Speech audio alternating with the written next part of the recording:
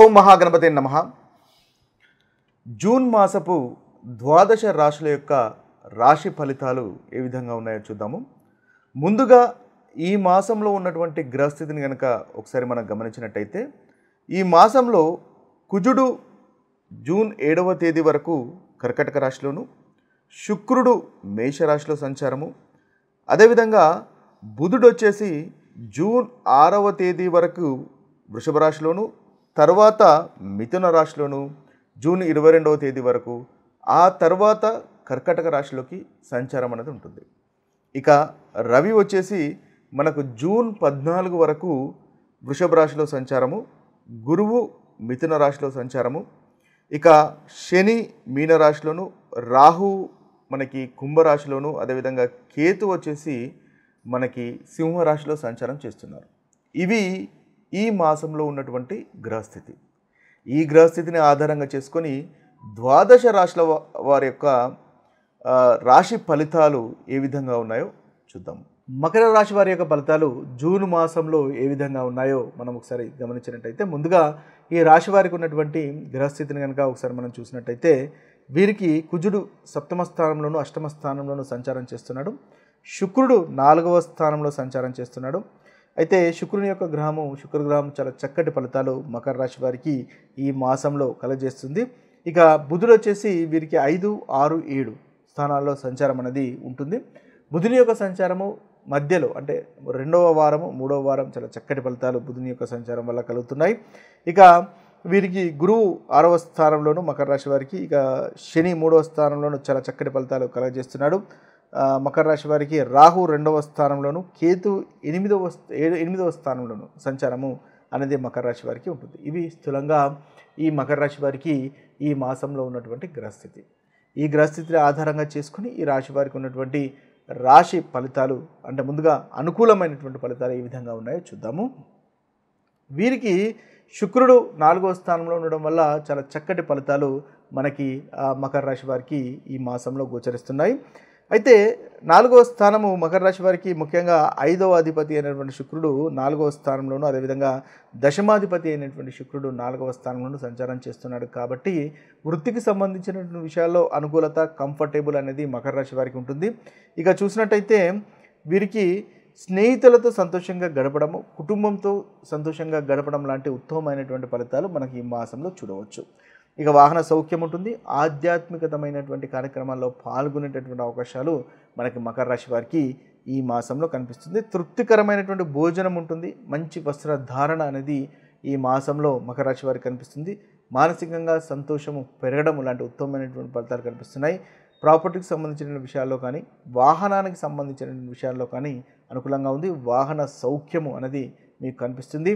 అదేవిధంగా చూసినట్టయితే వృత్తిలో కూడా మీ అభిప్రాయాలను పరిగణలోకి తీసుకోవడము, మీకు అనుకూలంగా ఉండడము, ఇతరులు సహాయ సహకారాలు అందించడము, తద్వారా వృత్తిలో కంఫర్టబుల్గా ఈ మాసము గడవడము లాంటి ఉత్తమమైనటువంటి ఫలితాలు మనకి ఈ రాశి వారికి గోచరిస్తున్నాయి. ఇక చూసినట్టయితే 2వ వారం 3వ వారం కూడా మీకు బుధుని వల్ల మీకు అనుకూలంగా కనిపిస్తుంది. ముఖ్యంగా అన్నింటా విజయము, కార్యసిద్ధి, వివాహ ప్రయత్నాలు కూడా అయ్యేటటువంటి అవకాశాలు మనకి కనిపిస్తున్నాయి. ముఖ్యంగా ప్రయాణాలు ఉండేటటువంటి అవకాశాలు, వృత్తికి సంబంధించినటువంటి ప్రయాణాలు ఏదైనా ఉండే అవకాశాలు మనకి బుధుని వల్ల కనిపిస్తున్నాయి. లేదా వ్యాపారానికి సంబంధించినటువంటి విషయాల్లో కానీ మనకి చిన్న ప్రయాణాలు ఉండేటటువంటి అవకాశాలు మనకి చివరి అంటే 2వ వారము 3వ వారం ఈ వారాల్లో ఉండేటటువంటి అవకాశాలు కనిపిస్తున్నాయి. అవి కూడా మీకు చాలా అనుకూలంగానే మనకు కనిపిస్తున్నాయి. ఇక చూసినట్టయితే శని మీకు చాలా చక్కగా 3వ స్థానంలో ఉన్నాడు. 7.5 సంవత్సరాల నుంచి ఉన్నటువంటి ఏలినాటి శని మీకు వెళ్ళిపోయి ఇప్పుడు ఇంకా 2.5 సంవత్సరాలు చాలా చక్కటి అనుకూలమైనటువంటి ఫలితాలు శని గ్రహం వల్ల మీకు కలుగుతాయి. అయితే దీనివల్ల కమ్యూనికేషన్ అనేది బాగా పెరుగుతుంది, ధైర్యం పెరుగుతుంది, అనుకున్నటువంటి పనులు సాధించగలుగుతారు.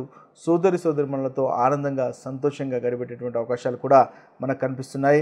అయితే విదేశీ ప్రయాణం చేయాలనుకున్న వారికి కూడా ఇది అనుకూలమైనటువంటి సమయంగా చెప్పవచ్చు. విదేశీ ప్రయాణాలు కూడా చేసే అవకాశాలు మనకు కావాలనుకున్నవారు, కోరుకున్నవారు అలా వెళ్ళాలి అని మీరు ప్రయత్నాలు చాలా రోజుల నుంచి చేస్తున్నప్పుడు ఇవి మీకు ఇప్పుడు ఫలించేటటువంటి అవకాశాలు కూడా మనకు అధికంగా గోచరిస్తున్నాయి.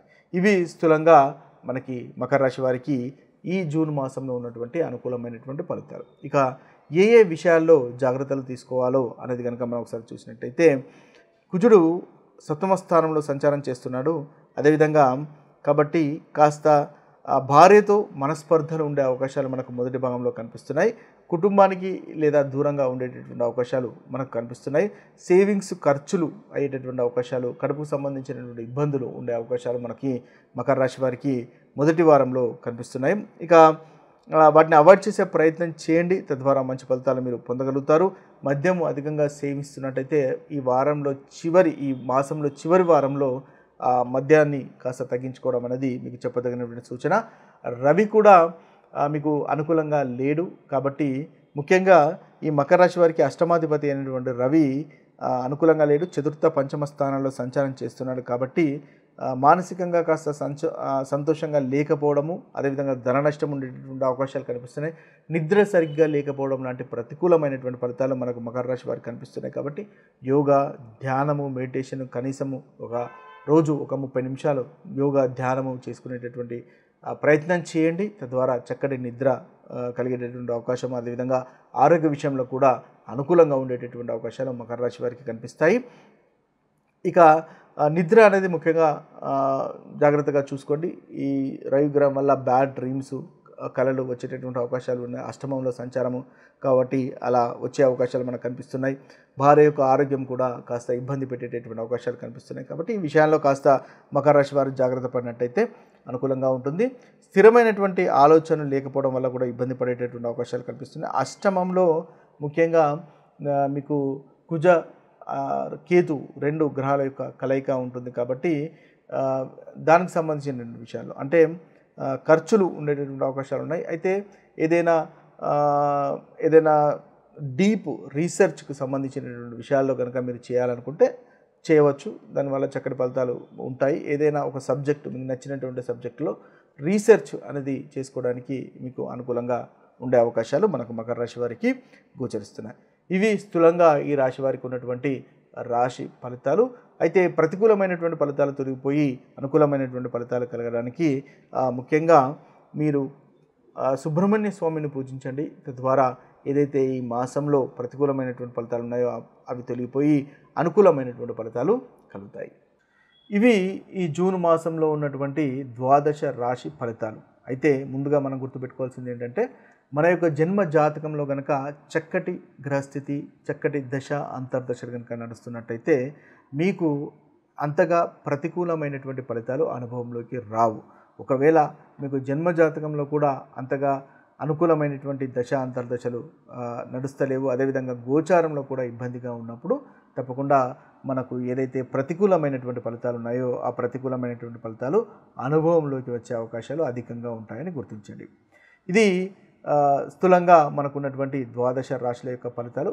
మరొక వీడియోలో మరొక రాశి ఫలితాలతో లేదా మరొక మంచి టాపిక్తో కలుద్దాము. అంతవరకు సెలవు.